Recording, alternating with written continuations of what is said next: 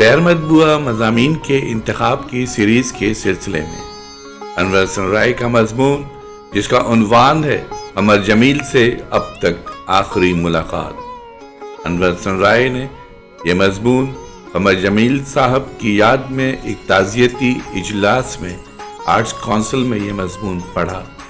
سماعت فرمائیے، قمر جمیل سے اب تک آخری ملاقات، انور سنرائے۔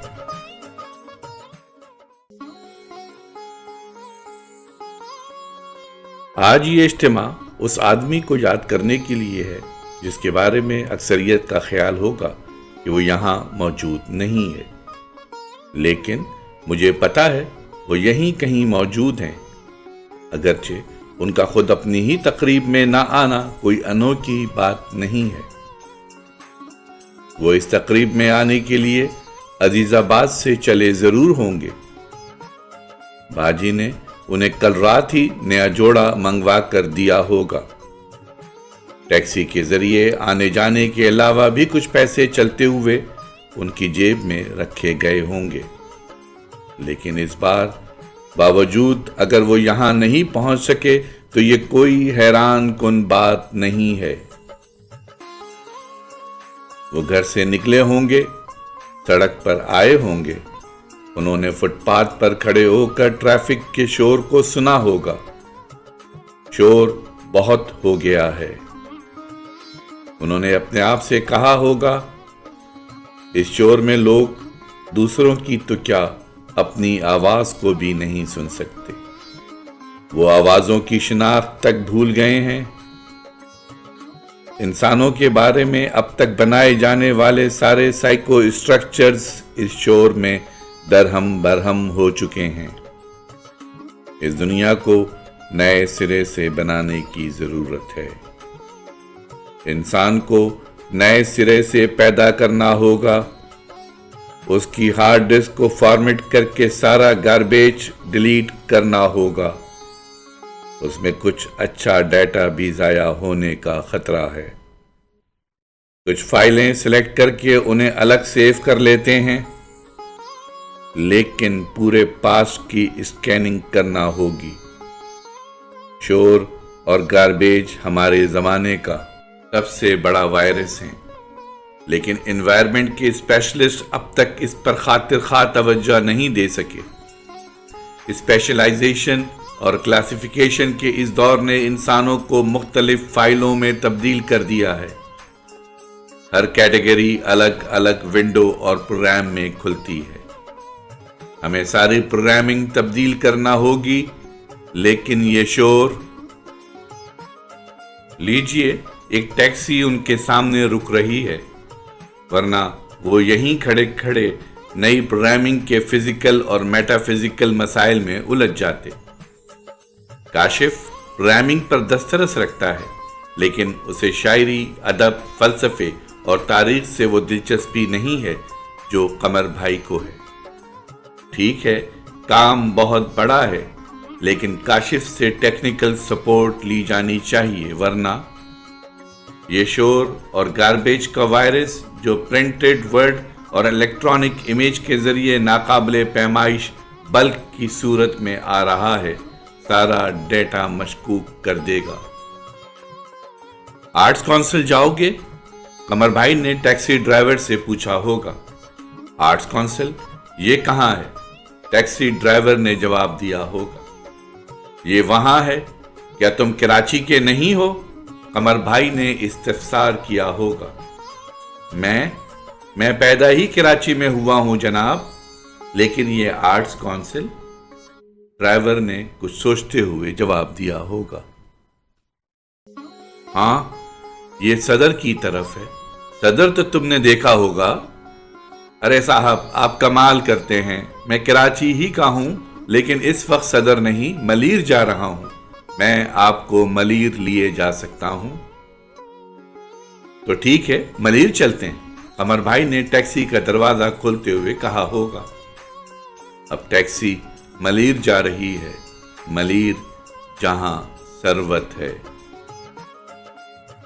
قمر بھائی لوگوں کو ان کے علاقوں سے نہیں، علاقوں کو لوگوں سے پہچانتے ہیں۔ مثلاً سلیم احمد انچولی، ثروت شوکت ملیر، ضمیر علی عزیز آباد، محمود کنور بھاولپور، احمد ہمیش بلیا، فاطمہ بنگال، سجاد میر سوسائٹی، منیر نیازی لاہور، ظفر اقبال بھی اوکاڑا نہیں لاہور، فروغ دادا پاپوش، عذرا نارتھ ناظم آباد۔ ٹیکسی تو ملیر کے رستے پر ہے، ہم اس تقریب کو جاری رکھتے ہیں۔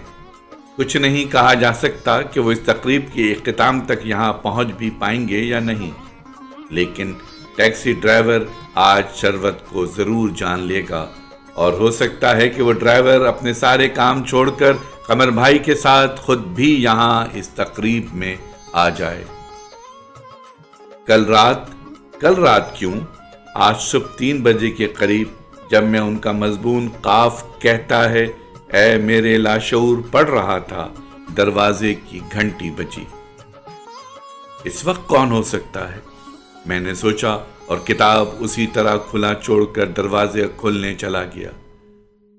گھنٹی قمر بھائی نے بجائی تھی۔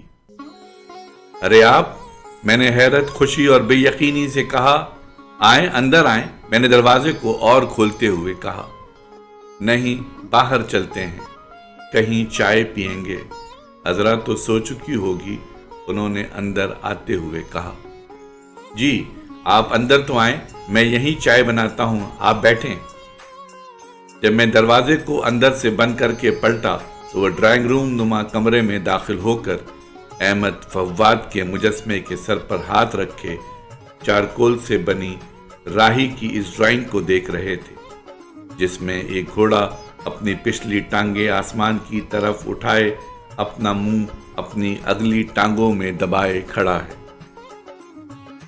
ٹھنڈا پانی پلاؤ اور چائے بناؤ، انہوں نے دور سے آتی ہوئی صاف اور صحت مند آواز میں کہا۔ جی کچھ کھائیں گے؟ میں سینڈوچ بنا سکتا ہوں۔ میرا دل اس بے پایاں خوشی سے بھرا ہوا تھا جو صرف قمر بھائی کے آنے پر ہی پیدا ہو سکتی ہے۔ نہیں، پانی ٹھنڈا اور چائے، تم چائے اچھی بناتے ہو، انہوں نے میرا پر آواز ہوائی بوسہ لیتے ہوئے کہا۔ جب میں انہیں پانی دینے کے بعد چائے بنا کر لایا تو وہ صوفے پر بیٹھے جدید ادب کی سرحدیں کی پہلی جلد کے صفحے پلٹ رہے تھے۔ تم کیا پڑھ رہے تھے؟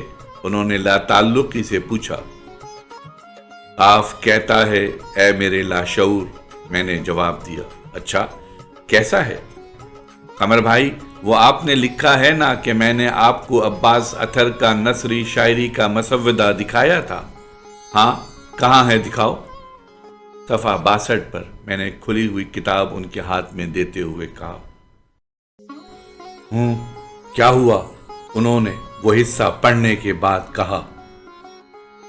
عباس اطہر کا مسودہ بھی میں نے دکھایا تھا، لیکن بعد میں پہلے فاروق احمد کا مجموعہ دکھایا تھا جو 1960 عیسوی میں ہی لاہور کے کسی غیر معروف پبلشر نے چھاپا تھا، اور اس میں تمام کی تمام شاعری نثر میں تھی۔ ان دنوں ہم اسی بحث میں تھے کہ نثر میں اردو شاعری پہلے کس نے شروع کی۔ اس وقت بھی یہی کہتا تھا اور آج بھی یہی سمجھتا ہوں کہ احمد ہمیش اگر چاہتے ہیں کہ انہیں نثری شاعری کے بانی کی طور پر جانا جائے تو مجھے اس پر کوئی اعتراض نہیں ہے، لیکن وہ ایک اہم اور منفرد شاعر اور بے مثال فکشن رائٹر ہیں، اور میرے لیے یہ بات زیادہ اہم ہے۔ پھر احمد ہمیش سے ہمارا ایک جذباتی تعلق بھی ہے، میں ان کا بہت احترام کرتا ہوں، لیکن ان کی ناراضگی ختم ہونے کا نام ہی نہیں لیتی۔ نہ جانے کیوں میرا دل دکھ سے بھر رہا تھا۔ ارے چھوڑو، یہ ہمیش ہے نا، یہ ابھی تک اینگری ینگ مین ہے۔ اصل بات یہ نہیں ہے۔ سلیم احمد اور محبوب خزاں نے مجھے کیا کیا نہیں ڈرایا، لیکن راشد اور منیر نیازی بھی نثری شاعری کی طرف آئے بغیر نہیں رہ سکے۔ نثری شاعری کے ذریعے میں اردو شاعری کو عالمی شاہراہ پر لے آیا ہوں۔ اس شاعری کی آخری حد آسمان ہے۔